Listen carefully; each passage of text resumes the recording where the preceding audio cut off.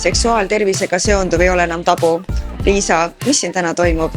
Täna meil on väga hea meel teid tervitada siin meie juures ja me avame täna esmakordselt Trade House'is naudingu kategooria, mis on ääretult huvitav, ääretult üllatuslik mõndadele, aga ma arvan ääretult vajalik.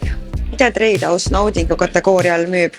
Naudingu kategooria ise on ääretult lai, aga kui täitsa spetsiifiliseks minna, siis me tegelikult räägime selle all peamiselt seksuaalsest heaolust, millest ma arvan, me saame rääkida täna veel ja veel ja veel.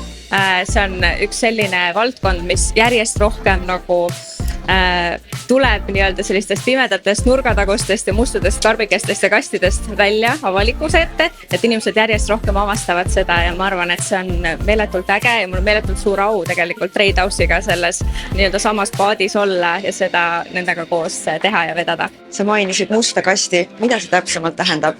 Ma arvan, et väga paljud televaatajad ka on minuga nõus, et meile meeldib seda seksuaalset poolt iseendast kuidagi ära peita, et see justkui ei oleks sobilik sellise igapäevaelu juures, aga tegelikult see on niivõrd oluline osa meist ja meie igapäevaelust, inimeseks olemisest üleüldiselt, meie enesekindlusest ja eneseväärtusest.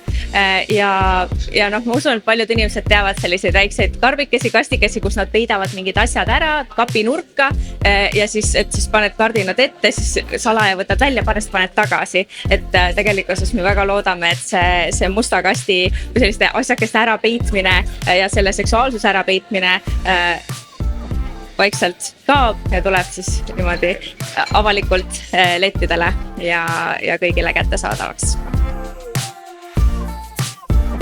Millised on kõige levinumad tabud naudingute kohta? Oh jumal, ma arvan, et tabused on mustmiljon ja see, milline on kõige levinum, sõltub hästi palju sellest, kellega sa räägid, kus see inimene elab, kellega sa räägid, millisest perekonnast ta tuleb. On siiamaani inimesi, kes käsitlevad naudinguid omamoodi nagu patuna, sealhulgas, ma ei tea, seksuaalnaudinguid, võrdsustavad neid, ma ei tea, heroiinisõltuvusega. On inimesi, kes küll mõistavad, et kontseptuaalselt naudingud on osa meie elust ja naudingud teevad meid õnnelikumaks, aga seavad oma piiri kuhugi paika ja võimalik, et õigesti teevad. Ja on terve hulk inimesi, mis ma küll usun, on nendest kolmest nimetatud grupist kõige väiksem, mis on absoluutselt kõik piirid oma hedonistlikult teekondadelt kaotanud ja lähevad täpselt nii kaugele, kui nende tervis lubab minna.